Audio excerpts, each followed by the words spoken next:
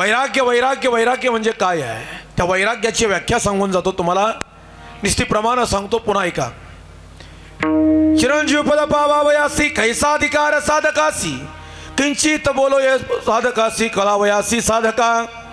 येथे मुख्य पाहिजे अनुताप त्या अनुतापाचे नित्य रूप. न मने जाणे अल्प सुख मरण देह सुख मने नरदेह किमर्थ निर्मिला. तो म्या विषय स्वार्थीला विला थिता परमार्थ हातीचा गेला करी वहिला विचार हा. ऐसा अनुताप नित्य वाहता मग वैराग्य तयाच्या हाता. त्या वैराग्याची कथा ऐकाता सांगेन. नाही वेदविधी आचारणेने सत्कर्म साचार कर्मी धर्मी भ्रष्टाकार ते जाणणे तामास. त्याग केला पूज्यते कारणे सत्संग सोडणे पूजा घेणे शिष्य ममता धरुणी राहणे ते जाणणे राजास. भोगेच्या अभिषेक ते दोसांडी सकळी प्रारब्धे प्राप्त होता देखते तो निष्ठांग काढी. मांडीना स्वतंत्र फड म्हणे अंगाई लहानता वाढ धरुणी जीविकेची चाड. न बोले गोड मन धरणी स्वस्त्रीसही कार्यापुरते स्पर्शावे बोलावे निरुते. याची उत्तर अर्थीने की ऐक आता सांगेन. नको नको स्त्रियांचा सांगात, नको नको स्त्रियांचा एकान, नको नको स्त्रियांचा परमार्थन करीती आघात पुरुषासे. म्हणून कुटुंब हारा कारणे अकल्पित नमेले तरी कुराण न करणे. ऐसी स्थिती जे वर्तने ते जाणणे शुद्ध वैराग्य. याला वैराग्य म्हणतात. आता मला काय सांगायचं आहे तुम्हाला समजलं का नाही मला माहीत नाही, पण 100% याचा भराचा कराडकरांची मालिका घ्या कधीतरी बसल्यानंतर निवांत. आणि कराडकरांच्या मालिकेमध्ये चिरंजीव पदवून एक प्रकरण आहे नाथ महाराजांचं 43व्याचं. त्याच्यावरती कधीतरी चिंतन करा, लक्षात येईल. चिरंजीव पद म्हणजे काय आहे, कीर्तनकारानं कसं राहावं, कसं बोलावं, किती खावं, कुठं फिरावं याची संपूर्ण आचारसंहिता म्हणजे चिरंजीव पद. कीर्तन करायला महाराज खूप नियम आहेत, पण आम्ही ते सांभाळत नाही. तो विषय बाजूला सोडा. चला, जगद्गुरु तुकोबराय वर्णन करतात शुद्ध सात्विक वैराग्याची प्राप्ती जर तुम्हाला करून घ्यायची असेल तर संतांच्या संगतीशिवाय दुसरा पर्याय नाही. म्हणून शुद्ध सात्विक वैराग्य नेमकं कशाला म्हणतात नीट ऐका. छत्रपती शिवाजी महाराजांनी नजराना पाठवावा आणि पाठवलेला नजराना जगद्गुरु तुकोबरायांनी न स्वीकारावा याला वैराग्य म्हणतात. का हो तुकोबाराय, एवढ्या मोठ्या राजानं नजराना पाठवला, तुम्ही त्यांचा अवमान केला. अवमान करणं हा माझा हेतू नाही. राजे राजांच्या जागेवरती बरोबर आहेत, मी माझ्या जागेवरती बरोबर आहे.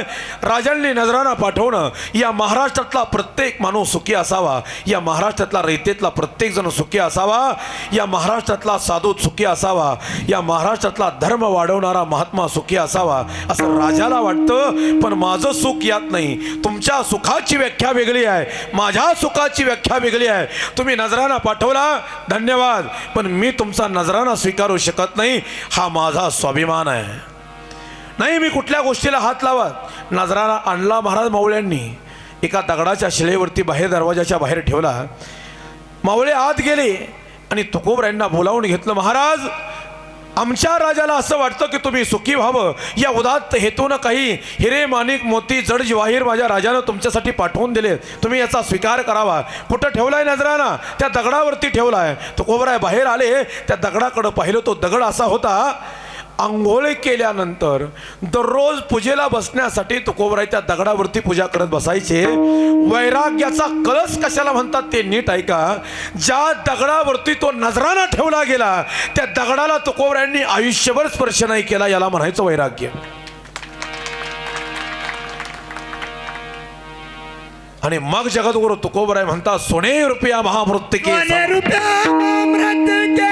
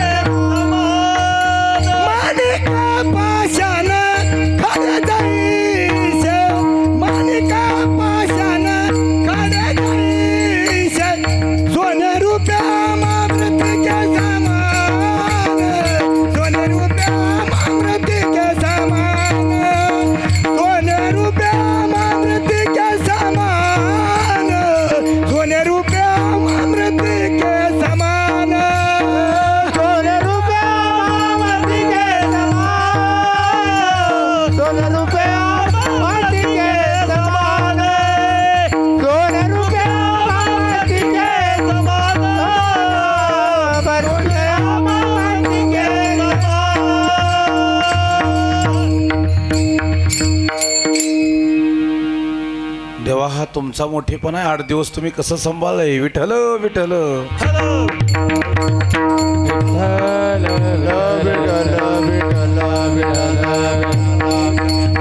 सोने रुपया मा मृत्तिके समान माणिक पाषाण खडे जैसे. ज्या जगद्गुरु तुकोबरायांनी राजांनी पाठवला नजराना सुद्धा माघारी पाठवला आणि महाराज वरदान करतात तुम्ही जे पाठवलेला नजराना आहे ना तो माझ्यासाठी माती समान आहे. कसं मान्य करावं. माणिक पाषाण खडे जैसे. आम्हाला माणिक पाषाण सुद्धा खडे जैसे तुकोबराय वरदान करतात आणि आम्हाला खडे सुद्धा माणिक पाषाणा जैसे. फरक बघा. ज्या जगद्गुरु तुकोबरायांनी राजांनी पाठवला नजराना माघारी पाठवला माती समान मानला खड्या समान मानला. आम्ही रस्ता जर महाराज रस्त्याचं काम चालू झालं आणि रस्त्याला जर महाराज ती खडी टाकली लोकांनी तर आम्ही संध्याकाळी खडी भरून नेतो. बरोबर ना. बारीक जर डस्ट आणली ना तर रात्री भरून नेणारी माणसं आम्ही. आणि आपण कधी म्हणायचं माणिक पाषाण खडे जैसे. रस्त्यानं सकाळी जात असताना म्हशीचं शेण बघितलं तर धोतराच्या सोग्यात आणणारी माणसं आम्ही. आम्ही कधी म्हणायचं माणिक पाषाण खडे जैसे. हे त्यांनाच म्हणू जाणं हे वैराग्य आहे. महाराज वरदान करतात साईव माते नकरी सायास आम्ही विष्णुदास तैसिनो हे. आम्ही या विषयामध्ये गुंतणारी माणसं नाही. आम्हाला काही देणं घेणं नाही. या विषयाशी आम्हाला काही देणं घेणं नाही. कारण विषयाचा स्वभाव आहे या विषया वाचून काही अनेक सर्वता रम्य नाही. हा स्वभावाची पाही इंद्रियांचा. विषयी सुख अवघेची दुःख परिते मूर्ख सेविता न राहे. विषय सुख अवघेची दुःख परिते मूर्ख सेविता न राहे. परिते मूर्ख सेविता न राहे. आता विषयाचा विषय निघालाच तर मग आता विषय हा ऐकाच. आता विषय तुम्ही ऐकाच. विषयाचा म्हणा मी असा माणूस आहे बरं का. एखाद्या विषयाला जर हात घातला ना मी तर 5, 50, 100 प्रमाण तर असे सहजच देऊन जाणार मी तुम्हाला. आता ऐका विषयाचा विषय निघाला तर विषयाचा पडी पाडू गोड परमार्थ लागे कडू. महाराज वरदान करतात विषया निंबत्व बहु गोडी हे आला गोड परमार्थ जीवासी कडू झाला. वित्त हानीचा गाला झेंडू आला असत्य अशुद्धाच्या येता ते गरुळा हो. लोभ सर्प डंकला करू काय स्वार्थ संपत्तीने जड झाला पाय. अशा लहरी तापला माझा देह तृप्ती वारा घाली ओ गुरुमाय. महाराज सांगतात त्वचा पाहे मृदुपन उदारवांची पूर्णान्न श्रवण मागती गायन मधुर ध्वनी आलापू. ग्रान उदयत परिमला रूप पहावया डोला हस्तवांचिती खेळा नाना आलेला स्वभावे. या विषया वाचून काही अनेक सर्वता रम्य नाही हा स्वभावाची पाही इंद्रियांचा. म्हणून जेणे धरेला शुद्ध परमार्थ त्यासी जन्मान हा अनर्थ. तेने वाडे विषय स्वार्थ ऐक नेमस्त विचार हा. हे चिरंजीव पदार्थ वर्णन आहे. ज्याला शुद्ध परमार्थ करायचा आहे त्यानं लोकांनी केलेली निंदा आणि लोकांनी केलेल्या स्तुतीपासून दूर राहायचं. आमचं कसं आहे सांगू का. जनस्तुती लागे मधुर म्हणती उद्धरा वया हरी चावतार. आम्हाला गे झाला स्थिरतेने तो धरी फार शब्द गोडी. आम्हाला कोणीतरी कीर्तन संपल्या माझ्यासारख्याला म्हणावं महाराज काय कीर्तन आहे हो तुमचं. समाधी लागावी असं कीर्तन आहे तुमचं कीर्तन. काय तुमची शब्दपे काय ती प्रमाणांची रेलचेल काय ते तुमचं गायन काय ते तुमचं व्यक्तिमत्व. हृदय माझं भरून आलं डोळ्यातून गळगळा पाणी येते अंगावरती काटा फुटलाय. आता तुमच्या पायात पडून रडावं असं वाटतंय. 1 नंबरचं तुमचं कीर्तन. असं जर मला कोणी म्हणलं ना तर माझ्या अशा फील असतात की मी इंद्राच्या जागेवर आहे. पण तेवढं बोलून तो राहिला नाही. महाराज तुमचं कीर्तन 1 नंबर झालं पण शेवटपर्यंत सुराला नाही लागलं. झालं आमचं समाधानच संपलं. आम्हाला कोणी वाईट म्हणलं तर वाईट वाटतं चांगलं म्हणलं तर चांगलं वाटतं. पण माझं वाक्य नीट लक्षात घ्या. लोकांनी केलेली निंदा आणि लोकांनी केलेली स्तुतीच्या पाठीमागं तुम्ही लागू नका. ज्यानं निंदा केली त्याच्या पाठीमागं दगडं घेऊन पळायची गरज नाही आणि ज्यानं स्तुती केली त्याच्या अंगावरती फुलं टाकायची काही गरज नाही.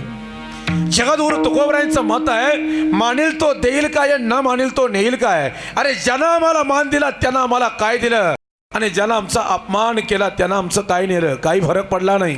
सुख दुःख नाही चाड आम्हा गरज नाही कुणाची.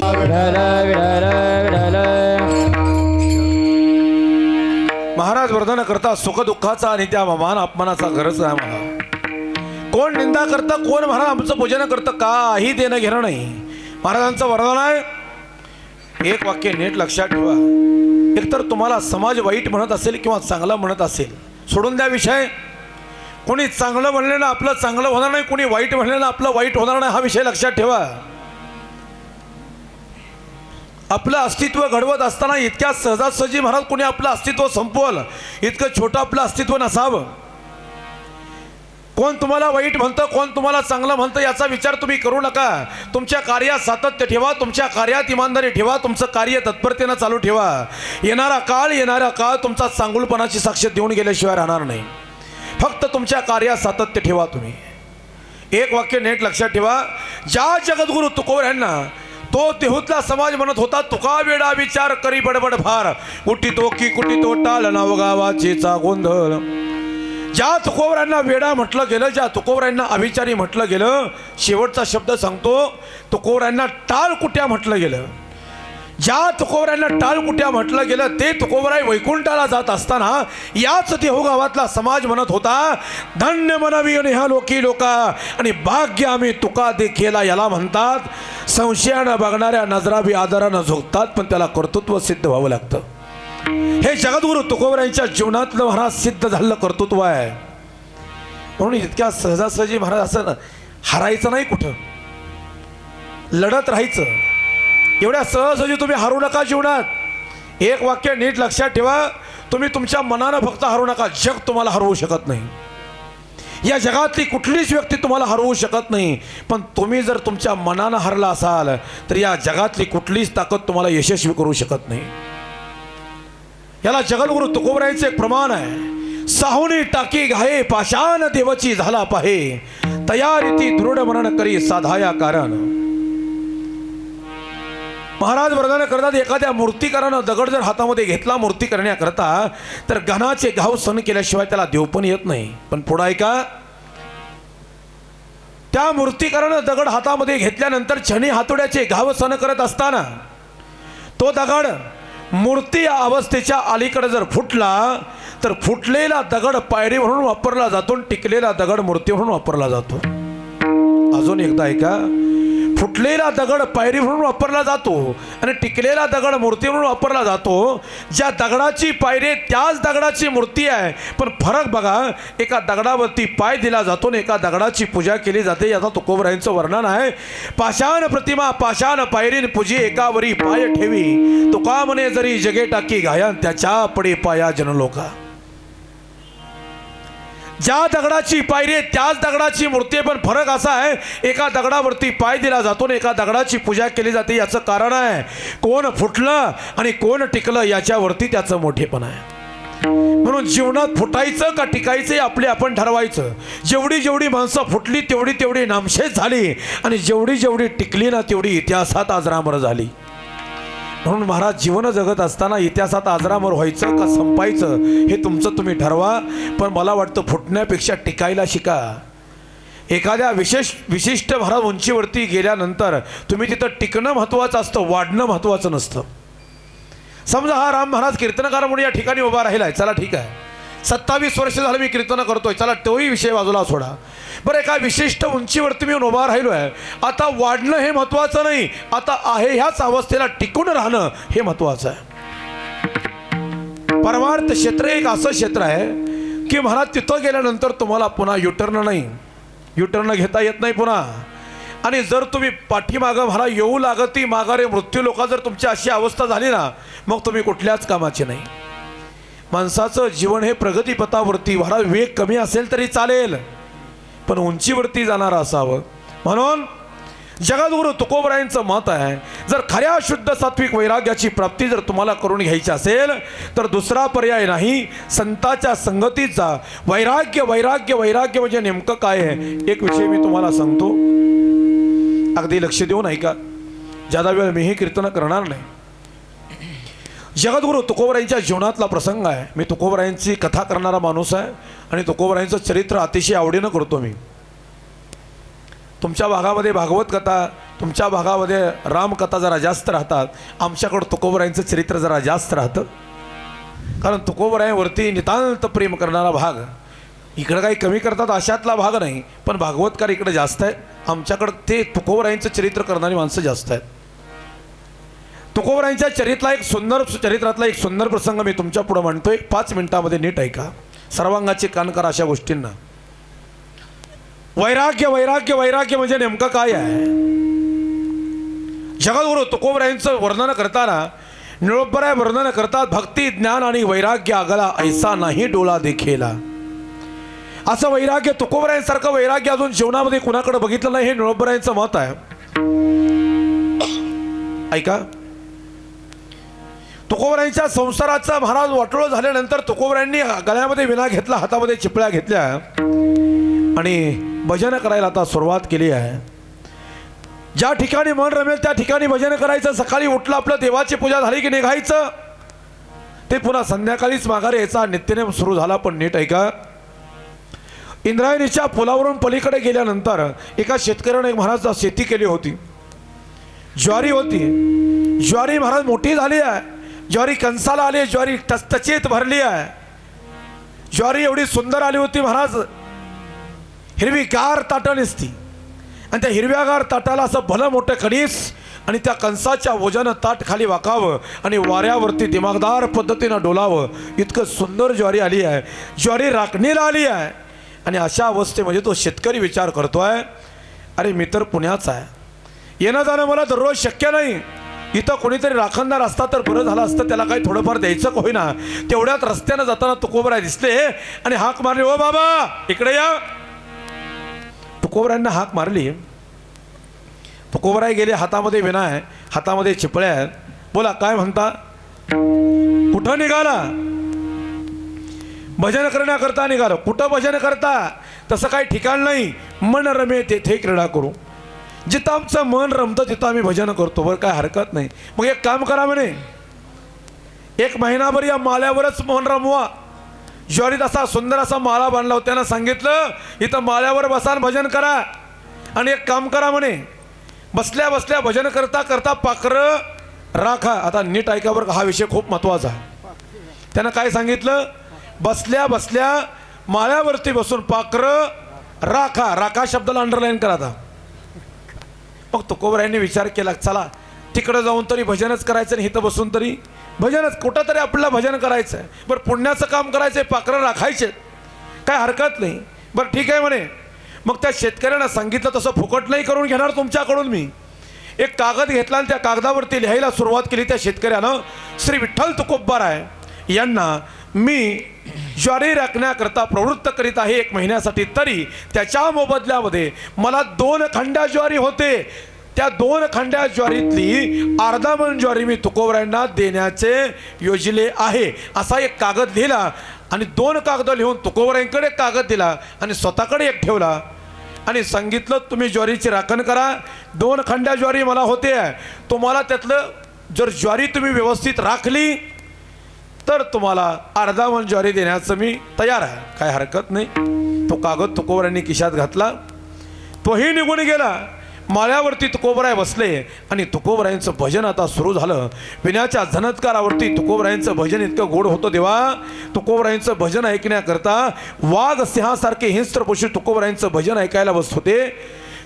तुकोबरायांचं भजन ऐकण्याकरता झाडं कंटाळ करत होती. तुकोबरायांचं भजन सुरू झालं तर खळखळ खळखळ वाहणारा झरा सुद्धा शांत व्हायचा आणि तुकोबरायांचं भजन ऐकायचा. तुकोबरायांचे महाराज भजन चालू झालं तर महाराज लांबचे पक्षी तुकोबरायांच्या अंगाखांद्यावरती येऊन खेळत होते. अंगावरती पक्षी येऊन बसत सर्पविंचू अंगावरून खेळून जात होते. हा तुकोबरायांच्या भजनाचा अधिकार होता. गुरुवर्य सांगतात, तुकोबरायांचं भजन जर चालू झालं तर लांबचे पक्षी जवळ येत होते. आपलं जर भजन चालू झालं तर तिथं चिट पाखरू थांबत नाही कोणी. हा फरक आहे आपल्यातला आणि त्यांच्यातला. हा दररोजचा नित्यक्रम सुरू झाला. तुकोबरायांनी भजन सुरू केलं. तुकोबरायांचं भजन सुरू झालं की पक्षी महाराज असा पक्षी यायचे. प्रत्येक ताटावरती एक एक पक्षी, प्रत्येक ताटावर एक एक पक्षी बसायचा. 8 वाजता महाराज पक्षी यायचे आणि 3 वाजेपर्यंत महाराज तुकोबरायांनी भजन करायचं. त्यांनी मनसोक्त खायचं. मग पक्ष्यांना जवळ घ्यायचं, इकडे या इकडे या. फार प्रेमानं बोलाय तुकोबराय पक्ष्यांना. सकाळपासून खाताय, ऊन झालंय, 42 अंश सेल्सिअस वातावरण आहे. आता लय पाणी पिऊन या, तो वडा वाहतोय तिथं, निवास चांगलं पाणी आहे, काचेसारखं पाणी दिसतंय, पाणी पिऊन या, विश्रांती घ्या अर्ध्या तासाची. ती भारत पाकराने अर्धा तासाची विश्रांती घ्यायची. पुन्हा तुकोबराने उठा, करा सुरुवात खायला. पुन्हा महाराज त्या ताटावर प्रत्येकानं बसायचं. 6 वाजता पुन्हा तुकोबरांनी माघारी बोलायची, इकडे या, अंधार पडायला लागलाय, ट्रॅफिक ज्यादा असतं, माघारी निघा पटकन, चला चला चला, पुन्हा उशीर होईल तुम्हाला. पुन्हा महाराज ती पाखरं माघारी लावायची, पुन्हा दुसऱ्या दिवशी यायची. हा महिनाभर उपक्रम चालला, महिनाभर. त्या ताटाला, त्या महाराज कंसाला एकही कुठं ज्वारीचा दाना राहिला नाही, इथपर्यंत महाराज कार्यक्रम चालला हा. आणि इथपर्यंत झाल्यानंतर 15 दिवसाचा काळ ते महाराज खाण्यात गेला. आणि संध्याकाळच्या वेळेला जगद्गुरु तुकोबराय महाराज झोपलेल्या अवस्थेत असताना ताडकन जाग व्हावं आणि विचार अंतकरणात यावा, अरे 15 दिवस झालं मी या पक्ष्यांना बघतोय, 15 दिवस झालं माझ्या पुढे हे राहत आहेत, पण मी बारकावा त्यांच्यातला पाहिला, 8ला येतात आणि संध्याकाळी 6 वाजता जातात, दिवसभर काय खायचंय ते खातात, पण माघारी जाताना एक दाना सुद्धा बरोबर घेऊन जात नाही. कसलीच आशा नाही या पक्ष्यांना. असा मनात विचार आला, अरे हे पक्षी किती सुंदर जगतात, अशीच जर माणसं जगली असती तर. तुकोबरायांच्या मनातला विचार आहे बरं, हा माझ्या मनातला नाही. तुकोबराय विचार करतात, अरे आम्ही काय एवढं सगळं मरतोय, हे पक्षी मोकळे जातात आणि मोकळे माघारी येत आहेत. दुसऱ्या दिवशी महाराज पक्षी यायचे, दुसऱ्या दिवशी खाऊन जायचे. महिना गेला आणि महिन्यानं त्या महाराज शेतकऱ्याला आठवण झाली, आता ज्वारी काढायला आले असेल म्हणे, चला बघून येऊ. तो शेतकरी आल्याबरोबर महाराज पहिलं ताट असं बांधाला उभा राहिला, पहिलं ताट बघितलं, मोकळंच, काहीच नाही त्याला. म्हणे तुकोबरायांच्या गोपनीचा कोंडा इथपर्यंत आला नसेल, आज जाऊन बघू. आज जाऊन पाहिलं, तेही कणीस महाराज मोकळंच. सगळी ज्वारी पाहिली महाराज, आणि सगळी ज्वारी पाहिल्यानंतर असं लक्षात आलं की कुठल्याही कणसाला एक दाना बघायला राहिला नाही. तुकोबराय माळ्यावरती बसले होते, त्याने हातात दगड घेतला आणि तुकोबरायांच्या अंगावर पळायला लागला. चांडाला पाप्या म्हणे, तू माझं वाटोळा केलाय, तुला पाखरं राखायला सांगितली होती, तो आता काय केलं, एकाही कुठं ज्वारीला दाना राहिला नाही, 2 खंड्या ज्वारी व्हायची मला, तो असं का वागला. म्हणून तुकोबरायांना म्हणा अंगावर पळत जायचा. तुकोबरायांना खाली ओढून घेतलं आणि सांगितलं, म्हणे तुला पाखरं राखायला सांगितली होती, हे काय केलं तू. तुकोबरायांनी सांगितलं, हे बघा, कुठल्याही पाखराला जवळ घ्या आणि त्यातल्या पाखराला विचारा, महिनाभर तुम्हाला काय त्रास झालाय का. मी इमानदारीनं पाखरं राखले, पाखरं राखण्यात कसलीही कुचराई केली नाही मी. अरे पाखरं राखलेत, मग ज्वारीला कसं काय राहिलं नाही. पाखरं राखलेत या शब्दाचा अर्थ मी ज्वारी चांगल्या पद्धतीनं खाऊ घातली आहे असं. अरे पाखरं राखायचे म्हणजे पाखरं हाणायचे असते, आपलं असं ठरलं नव्हतं. पाखरं राखायची ठरली होती, मी पाखरं राखले. दोघांचं भांडण असं कडाक्याला गेलं महाराज, आणि दोघांचं भांडण का असं फार अंतिम अवस्थेला गेलं. तुकोबरायांच्या हाताला धरलं, त्यानं फार फार फरफर ओढत महाराज देहूत आणलं, चावडीवरती आणलं. महाराज कुलकर्णी, देशपांडे, पाटील मंडळी सगळी चावडीवरती बसली होती. स्वतःचं गारानं सांगायला सुरुवात केली, म्हणे माझ्याकडं कागद आहे, आमचं ठरलं होतं ही ज्वारी यांनी राखायची, 2 खंड्या ज्वारी व्हायची मला, यातली अर्धा मन ज्वारी यांना द्यायची ठरली होती. यांनी एक कुठलेही पाखरू नीट राखलेलं नाही आहे. माझ्या ज्वारीला कुठेही कंसाला आता ज्वारी राहिली नाही. माझी मला 2 खंड्या ज्वारी होत होती, ती 2 खंड्या ज्वारी तुकोबरायांनी भरून द्यायची. आता ह्या चावडीत उभा राहून महाराज तो बोलायला लागला, का हो तुकोबरा, हे बोलतोय ते खरंय का. हे बोलतात ते सगळंच खरंय, पण यांनी मला पाखरं राखायला सांगितली होती, मी सरळ मार्गी पाखरं राखली, यात माझा काय दोष नाही. असं बरं, इथं निर्णय घेण्यापेक्षा आपण तिथं जाऊन बघू म्हणे, पंचमंडळीनं सांगितलं तिथं जाऊन बघू आपण, काय हरकत नाही. पण देवाला काळजी पडली हो तुकोबरायांची. आता 2 खंड्या ज्वारी तुकोबरायांनी कुठून द्यायची. देवाचा महिमा अगाध आहे. जोपर्यंत पंचमंडळी महाराज रानात पोचतात तोपर्यंत महाराज पहिली जशी ज्वारी होती ना, तशीच भरलेली कंस, त्या महाराज त्या ज्वारीच्या कंसाच्या ओझ्यानं पुन्हा ताट वाकडी झाली आणि त्या वाऱ्याच्या सुतावरती दिमागदार पद्धतीनं डोलायला लागली. पंचमंडळी आली, प्रत्येक कणीस पाहिलं, टचटचीत भरलेलं, प्रत्येक कणीस पाहिलं पूर्ण भरलेलं. ए काय रे, खोटं बोलतो का, नीट बघ. नाही हो, मगाशी मी पाहिलं तर एकही कुठल्या कंसाला कुठं दाना राहिला नव्हता बघायला. असं मग हे आता कसं काय आहे.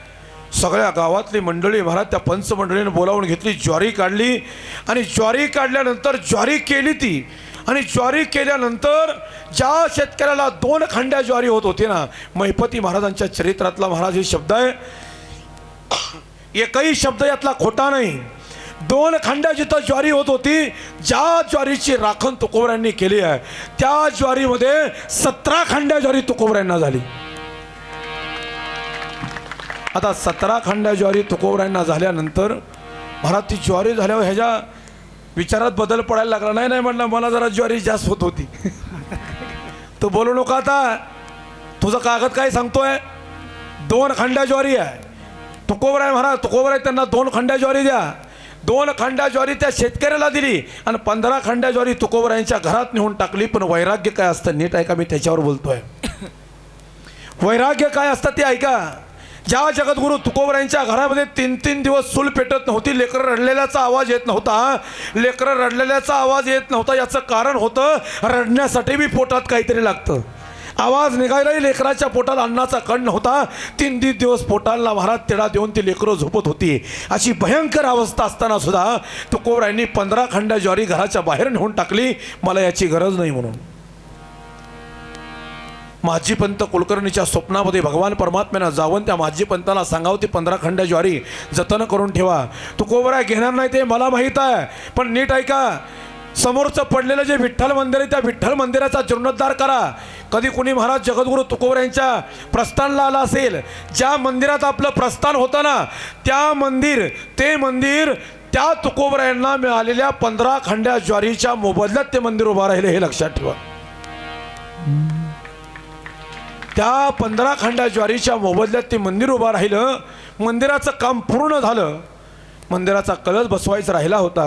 सगळी ब्राह्मण मंडळी बोलवायची होती. सगळं काही राहिलं होतं, पण पैसे सगळे संपले होते. आता फक्त एकच विचार पडला होता की आता नेमकं काय करावं. पैसे तर जवळ नाहीत, पैसे तर सगळे संपले, काम तर अपूर्ण राहिलं आहे. थोडकं लागणार आहे, ज्यादा लागणार नाही अन्नदानासाठी.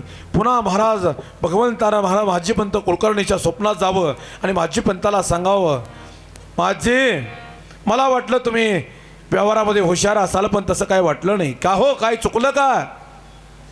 17 खंड्या ज्वारी झाली, हो झाली. 2 खंड्या ज्वारी शेतकऱ्याला दिली. 15 खंड्या ज्वारीच्या जीवावर तुम्ही मंदिर उभा केलं, हो केलं. मग आता थोडासा बारकावा आहे म्हणे, तुकोबरायांच्या घरात कागद आहे, तो कागद घेऊन या. त्यात काय लिहिलंय बघा. 2 खंड्या ज्वारी शेतकऱ्याला झाल्यानंतर अर्धा मन ज्वारी जी तुकोबरायांना भेटणार आहे ती ज्वारी मिळाली नाही, ती ज्वारी शेतकऱ्याकडून घेऊन या आणि त्याच्या जोरावरती हा कार्यक्रम करा. हा बारकावा आहे. म्हणून मी सांगितलं, जगद्गुरु तुकोबरायांसारखं मला वैराग्य मी म्हणतो आतापर्यंत तरी माझ्यासमोर मी कोणी पाहिलं नाही. तुकोबरायांना किती जणांनी कसं ओळखलं हे मला माहीत नाही. आमचं कसं आहे सांगू का, आमच्या कीर्तनकार मंडळींना तुकोबरायांना चौकटीत ठेवलं. मंबाजी बुवानं मारलं, तुकोबराय काय बोलले नाही. रामेश्वर भट्टानं गाता बुडवला, तुकोबराय काय बोलले नाही. कोपला पाटील गावीचे लोक, तुकोबराय काय बोलले नाही. गाढवावर बसून धिंड काढली, तुकोबराय काय बोलले नाही. ही झाली तुकोबरायांच्या जीवनाची एक बाजू. पण मी ज्या तुकोबरायांना बघितलंय ते तुकोबराय मी तुमच्या पुढे मांडतोय. 400 वर्षापूर्वीचा पहिला क्रांतिकारी पुरुष कोण असेल तर तुकोबराय आहे. तुम्ही म्हणाल हे कसं काय? ज्या महाराष्ट्राच्या मातीमध्ये आदिलशाही महाराष्ट्रात नांदती आहे, निजामशाही महाराष्ट्रात नांदती आहे, मुघलशाही या महाराष्ट्रात नांदते, सुलतानशाही या महाराष्ट्रात नांदते आहे. या सुलतानांना महाराष्ट्र सगळा भरडून काढला आहे. कपाला गंध दिसला आणि गळ्यात पवित्र तुळशीची माळ दिसली तर शिर कलम केला जातो, की भयंकर परिस्थिती आहे. आणि अशा अवस्थेमध्ये 400 वर्षापूर्वी आपल्या वारकरी संप्रदायाचा प्रसार करणं याच्या इतकी मोठी क्रांती कुठली जाऊ शकत नाही. म्हणून 400 वर्षापूर्वीचा पहिला क्रांतिकारी तुकोबराय आहे. ज्या धर्म मार्तंडानं आतापर्यंत आम्हाला वेद बघू दिला नाही, 400 वर्षापूर्वीचा काळ ऐका. आम्हाला वेद बघायला मिळत नव्हता. एका कुणब्याच्या कुलामध्ये जन्माला आलं, मराठा समाजामध्ये जन्माला आलं साधं व्यक्तिमत्व ब्राह्मणांच्या विरोधात उभं राहतं आणि बंड पुकारतं आणि त्या काळात आवाज उठवतं, वेदाचा तो अर्थ आमासी चठावा आणि येराने वाहवा बहार माता. ही छोटी क्रांती नाही आहे. आज लोकशाही आहे तरी तुम्ही बोलू शकत नाही, ही परिस्थिती आहे. म्हणून मी सांगितलं तुकोबराय इतकं मोठं कोणीच नाही. आम्हाला सांगितलं गेलं नामदेवराय देवापासून बाजूला जात नव्हते ना, अर्धा क्षणाचा विरह सहन होत नव्हता. नीट ऐका, नामदेवरायांची 41 वर्ष बाहेर गेली. पंजाबच्या तंजावर पासून ते कन्याकुमारीपर्यंत आपल्या वारकरी संप्रदायाचा भगवा ध्वज फडकवण्याचं काम नामदेवरायांनी केलं आहे. कधी जा पंजाबमध्ये गुमानला गेला, गुरुद्वारामध्ये गेला तर नीट बारकाईनं बघा, जगभरात त्यांच्या धर्मग्रंथामध्ये अजूनही हजारो अभंग माझ्या नामदेवांचे आढळतात, असेच नाहीत आढळत. वारकरी संप्रदाय हा महाराज हत्तीसारखा संप्रदाय आहे, त्याचा आदर करायला शिका. आणि मला एका गोष्टीचा आनंद वाटला, मला आल्यानंतर सांगितलं, इथं मी स्त्री शक्तीचा आदर करणारा माणूस आहे. कधी कुठल्या गोष्टीला मी नावं ठेवत नाही. आणि मला वाटतं स्वामींनी जो मला व्हिडिओ पाठवतात अपडेटसारखं चालू आहे, मला काय हरिपाठ करता तो इथल्या महिला, सुंदर वाटलं मला तो विषय. 40 महिलांचा ग्रुप जर एवढ्या छोट्याशा गावामध्ये जर तयार होत असेल तर याच्या इतकी मोठी क्रांती कुठलीच नाही सध्याच्या काळात. मी म्हणतो स्वामींना मी आभार मानतो स्वामींचे. सोपं नाही हे सगळं. आजची परिस्थिती अशी आहे की महाराज घरच्या बाईनं काही जर थोडासा एखादा पाऊल उचलला चांगला तर आमच्या घरच्यांना पटत नाही. का पटत नाही? कारण आमच्या पुरुषत्वाचा अपमान वाटतो आम्हाला. लक्षात ठेवा, स्त्रीनं या सगळ्या गोष्टी केल्या पाहिजे. स्वतःच्या पायावरती स्वतः उभं राहायला शिका, स्वतः कमवायला शिका, स्वतःचे निर्णय स्वतः घ्यायला शिका. सक्षम बना. कुणाच्या आधाराची तुम्हाला गरज नाही पडली पाहिजे हे लक्षात ठेवा. म्हणून वारकरी संप्रदायामध्ये तुमचं पाऊल पडतं याचा, मराठी पाऊल पडती पुढे याचा मला आनंद आहे. चांगलं मला तर त्या बाबतीतही विशेष वाटलं. आणि सगळ्यात महत्त्वाचं, या गावामधला तरुण वर्ग जो आहे त्या तरुण वर्गाचंही या सप्ताहासाठी खूप मोठं योगदान आहे, याचा आनंद आहे. मी सांगू का, जीवन जगत असताना महाराज धर्म, देश आणि देव याच्यासाठी जीवनात काहीतरी करायला शिका. धर्म धर्म धर्म म्हणजे जात नाही. नीट आहे का? धर्म म्हणजे जात नाही. धर्म या शब्दाचा अर्थ आहे का, वेद विहित कर्म करणं याला धर्म म्हणतात आणि वेद निषिद्ध कर्म करणं याला धर्म म्हणतात. आपल्या तत्वाची एकनिष्ठ असणं, आपल्या परंपरेशी एकनिष्ठ असणं, आपल्या साधनेशी एकनिष्ठ असणं त्याचं नाव धर्म आहे. आणि तो धर्म सांभाळायला शिकावा. येत वडील जे करीती तया नाम धर्म ठेविती, तेच येर अनुष्ठिती सामान्य सकाळ. तुका म्हणे देवा जुनाटही माझी सेवा, याचा धरीण अभिमान करीना फुले जतन. म्हणून तो धर्म सांभाळायला शिकावं. म्हणून धर्माचा विचार जरा बारकाईने करा. धर्म या शब्दाचा अर्थ जात नाही. जेवढं हिंदूंना महाराज या आमच्या वारकरी संप्रदायामध्ये मान आहे, जेवढं महाराज त्यांना अधिकार आहे, तेवढाच मुस्लिमांना अधिकार आहे. हे लक्षात ठेवा. मी स्वतः बोलतो हे. याला तुकोबरायचं प्रमाण नीट आहे का? कबीर मोमीन, लतिफा मुसलमान, सेनाना वेजान विष्णुदास. सगळ्यांना अधिकार आहे. इथं कोणीही या, इथं कुणालाही महाराज विरोध नाही. यारे यारे लहान थोर याती भलती नारी नार, करावा विचार न लगे चिंता कोणास. म्हणून महाराज वर्णन करतायत सर्वांनी एकत्र येऊन. वारकरी संप्रदाय म्हणजे नेमकं काय नीट आहे का? 18 पगड जाती एकत्र घेऊन एकाच ताटामध्ये जेवायला लावणारा संप्रदाय म्हणजे आमचा वारकरी संप्रदाय आहे. याता याती धर्म नाही विष्णुदासा निर्णय ऐसा वेदशास्त्री. जिथं जातीचा महाराज काही विचार नाही, यातीचा विचार नाही, कुठल्याही गोष्टीचा विचार न करता धर्म नाही, जिथं वर्णभेद नाही, सगळ्या गोष्टींचा त्याग करून जो एकत्र समाज येतो त्याचं नाव वारकरी संप्रदाय आहे. म्हणून तुकोबराय वर्णन करतात, शुद्ध सात्विक वैराग्याची प्राप्ती जर तुम्हाला जीवनात करून घ्यायचं असेल तर संत संग हाची लाग. संताच्या संगतीशिवाय तुम्हाला दुसरा पर्याय नाही. मग संताच्या संगतीतच का जायचं? तुकोबराय वर्णन करतात, संत कृपेचे हे दीप करे साधका निष्पाप. संत महात्मे हे तुम्हाला वाटा दाखवण्याकरता आले, तुमच्यावरती कृपा करण्याकरता आले. भरकटलेल्या जीवाला वाटा दाखवण्याकरता संत महात्मे आलेत. हिताच्या ठिकाणी झोपलेल्या लोकांना हिताच्या ठिकाणी जाग करण्याकरता हे संत महात्मे या भूलोकावरती आलेत. नाही महाराज वर्णन करतात, संसारी आसक्त माया मोहरात संतप्त झाले जीव, ऐशिया पतितांचा करावया उद्धारण, या लागी अवतार तुमचा जगी. यासाठी ब्रह्ममूर्ती संत जगी अवतरले, उद्धराया आले दीनजना येते उपकारासाठी. आले गरजा वैकुंठी येतो कळवळा म्हणून. या बरीचशी प्रमाणं तुम्हाला देता येतील, शेकडो प्रमाण आहेत. म्हणून महाराज सांगतात, तुकोबराय सांगतात, या भरकटलेल्या जीवाला वाटा दाखवण्याकरता आले. तुका म्हणे तुम्ही चला याची वाटे, आणि भरवशाने भेटे पांडुरंग. तुम्ही सांगतो त्या पद्धतीनं तुम्ही माझ्या पाठीमागं आला तर 100% तुम्हाला देवाची भेट झाल्याशिवाय राहणार नाही. पण मी सांगतो त्या वाटेनं चला. आम्ही महाराज कुणाच्या पाठीमागं चालत नाही, हा आमचा दोष आहे. संतांनी जो रस्ता दाखवलाय त्या रस्त्यानं चालायला शिका. तुकोबराय वर्णन करतायत, तुका म्हणे हेची नीटन जवळी वाट वैकुंठा. या अभंगाची सुरुवात आहे स्वल्प वाटे चला जाऊ वाचे गाऊ विठ्ठल. आता थोडासा बारकावा ऐका. वाचे गाऊ विठ्ठल हेची नीट जवळी वाट वैकुंठा. समजलं असेल तर पुढं चला. वाचे गाऊ विठ्ठल हेची नीट वाट वैकुंठा. दुसरं काही वेगळं काही करण्याची गरज नाही. महाराज थोडासा बारकावा आहे. तुका म्हणे ह्याची नीट आणि जवळी वाट वैकुंठा. महाराज म्हणतात ही वाट नीट आहे आणि जवळ आहे. कारण कसं असतं तुम्हाला सांगू का, कुठल्याही रस्त्याला तुम्ही जाऊन चौकात उभा राहा, ओ बाबा एखादा शॉर्टकट आहे का, हां इथून गाव हे जवळ आहे पण जरा रस्ता खराब आहे जपून जा. काय सांगते ते, हे जवळ आहे पण रस्ता खराब आहे. आता इकडून रस्ता चांगला आहे पण थोडंसं लांब आहे. म्हणजे नीट ऐका, जो रस्ता जवळचा असतो तो नीट कधी नसतो आणि जो नीट असतो तो जवळचा कधी नसतो. पण तुकोबराय वर्णन करतात, मी सांगतो ते ऐका, मी जी वाट सांगतोय ना ती जवळची बी आहे आणि नीट पण आहे, हे महत्वाचं आहे. म्हणून तुकोबरायांचं म्हणणं आहे, मार्गी बहुत याची गेले साधू संत, नका जाऊ आडराणी ऐसी गरजती पुराणी. मोडून या वाटा सूक्ष्म पुढीलांची सोय, आडराने जाय घेऊन लोका.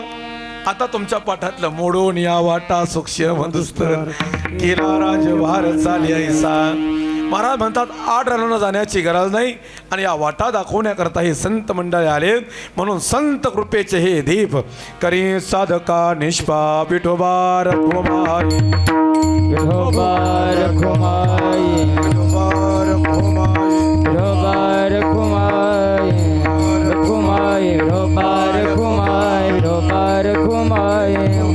हरी जय विठोबा रघुमाई, विठोबा रघुमाई. कुंडली गौरधारी विठ्ठल श्री ज्ञानदेव तुकाराम. विठोबा रघुमाई, विठोबा ज्ञानेश्वर माऊली, ज्ञानराज माऊली तुकाराम. ज्ञानेश्वर माऊली, माऊली ज्ञानेश्वर माऊली, ज्ञानराज माऊली तुकाराम.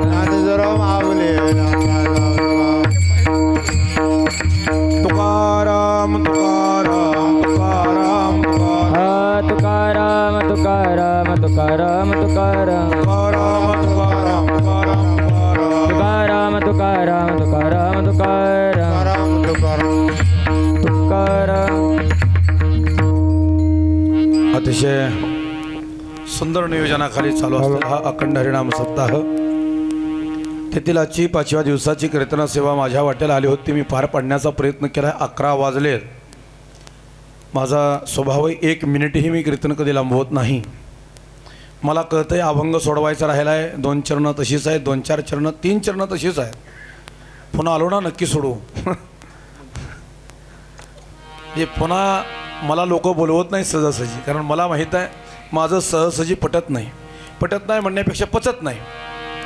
मी समाजाचा विचार करून कीर्तनं करीत नाही, त्याच्यामुळं लोक मला बोलवत नाहीत. पण लक्षात ठेवा, आमची कीर्तनं म्हणजे मेडिसिनच्या गोळीसारख्या आहेत, लागायला कडू लागतात पण गुण हमखास येत त्याचा. 100% आमची कीर्तनं महाराज गोड लागत नाही. पण निस्तीच गोड असून डायबिटीस करता का? निस्ती गोड बोलून चालत नसतो. लक्षात ठेवा, कडक बोलणारा कोणीतरी असावा. महाराज एखादी आई आपल्या लेकराला उन्हामध्ये खेळत असताना महाराज ती लेकराला हाक मारते, रामा इकडे ये, सावलीला खेळू. त्या रामानं सांगितलं, आई गोविंदा मी माझ्याबरोबर खेळतोय की. यानं सांगितलं, गोविंदाला उन्हात मरू दे, तो सावलीला येऊन मर. त्या आईच्या बोलण्यामध्ये थोडासा कडकपणा वाटत असेल, त्या आईच्या बोलण्यामध्ये मला थोडासा शब्द एखादा टेढा जात असेल, ताड जात असेल, पण त्या बोलण्यामागचं महाराज ते प्रेम समजून घ्यायला शिका. आमचं बोलणं महाराज 100% कडक राहतं. आमच्या कीर्तनात विनोद नसतो, बाकीच्या काही गोष्टी नसतात, पण 100% वारकरी संप्रदायाची महाराज धर्म संभाळणारे आम्ही कीर्तनं करत असतो. आम्हाला मी सांगू का, 22 वर्षे महाराज मी कीर्तनं करतो आहे. या 22 वर्षाच्या काळात मी 29 वर्षाचा माझा प्रवास झाला या वारकरी संप्रदायात. या 22 वर्षाच्या काळामध्ये मी अजून साधं कार्ड काढलं नाही. बोला, कार्ड, कीर्तनाचं कार्ड. बरेच लोक मला म्हणतात, महाराज तुमचं कार्ड द्या. आता कार्ड मी काढलंच नाही तर देऊ कुठून? मग कार्ड का काढलं नाही? मी त्यांना सांगितले, बघा कार्ड काढायची अजून गरज पडली नाही, बिगर बोर्डची गाडी फुल चालते. बोर्ड लावून फिरायची अजून गरज पडली नाही. वर्षाच्या 300 दिवसात आता अजूनही 500 कीर्तनं करतो मी. जास्त कीर्तनं मला करायची गरज नाही ना. कीर्तनं कशी करतो मी हे आमच्या नानांना विचारा. म्हणजे काय हा मोठेपणा नाही आहे किंवा बाकीच्या काही गोष्टी नाही आहेत. मी शेतकरी माणूस आहे देवा. दिवस उगवल्यापासून मावळस्तोर कष्ट करणारा शेतकरी महाराज. दुकानं 2-4 शेती बघायची का दुकानं बघायची का कीर्तनं करायची हा प्रश्न माझ्या पुढे. मी कीर्तनं का करतो ते नीट ऐका. दिवसभर केलेल्या कष्टाचा महाराज कंटाळा त्याचा शीन माझा कीर्तनानं जातो म्हणून मी कीर्तनं करतो. कीर्तन हा माझा व्यवसाय नाही. कीर्तन हा माझा छंद आहे. आनंद वाटतो कीर्तनं केल्यावर समाधान वाटतं म्हणून आपली कीर्तनं करतो. याच्यापेक्षा वेगळं कीर्तनाचा त्याच्या माझ्या काही हेतू नाही आहे. म्हणून संकल्पित वेळेमध्ये कीर्तन सेवा करण्याचा प्रयत्न केलेला आहे. पण हे शिवधनुष्य तुम्ही कसं पेललं ह्याचा विचार मी करतोय बरं का देवा. नाही अवघड खेळ आहे हे सगळं. कारण माझं कसं आहे सांगू का. मी जरा थोडा एकदा चापसून बघतो फक्त कसं कसं काय आहे. अंदाज काढायचा. आसन गायला चांगला तर गायनावर भर द्यायचा. नसल तर मग आपलं वक्तृत्व सुरू करायचं. त्यामुळं कीर्तन करणं दोन्ही अंगानं संपन्न असणं गरजेचं आहे. निस्ताच गायन महाराज जमतं मग गाणारी माणसं मागं नसतील तर मग काय करणार गायन तुम्ही. बरं निस्ताच महाराज तुम्ही वक्तृत्व करता गायणारा बी पाहिजे. हे सगळ्या गोष्टी बरोबर असतील तर सगळ्या गोष्टी होतात. म्हणून असू द्या. वापसा बघून पेरायचं मला चांगलं कळतं. झालेली सेवा भगवंताच्या चरणी अर्पण करतो. आणि सेवेला स्वल्पविरा विठ्ठल जय जय विठ्ठल. विठ्ठल जय विठ्ठल विठ्ठल जय जय विठ्ठल विठ्ठल जय जय विठ्ठल विठ्ठल जय जय विठ्ठल विठ्ठल जय जय विठ्ठल विठ्ठल जय जय विठ्ठल विठ्ठल जय जय विठ्ठल. चला चला चला. बोली लिहिले कोरे करा क्षमा पराध महाराज तुम्ही सिद्ध नाही उच्चारिला अधिकार करा क्षमा पराध महाराज तुम्ही. तुका म्हणे ज्ञानेश्वरा राखा पायापैकी करा क्षमा पराध महाराज.